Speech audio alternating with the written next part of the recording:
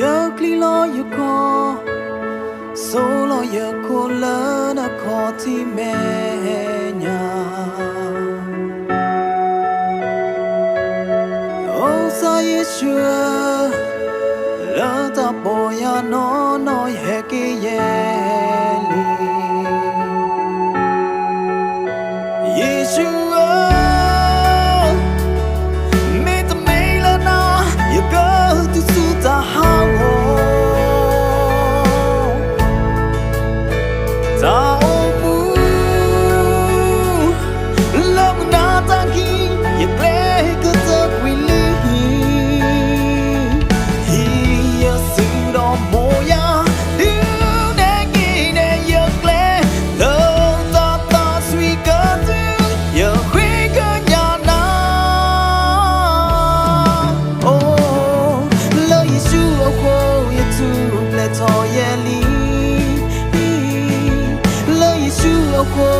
Mana tak elok, lo Yeshua ko yene kita uko,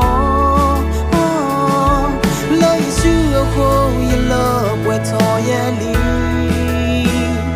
Amen.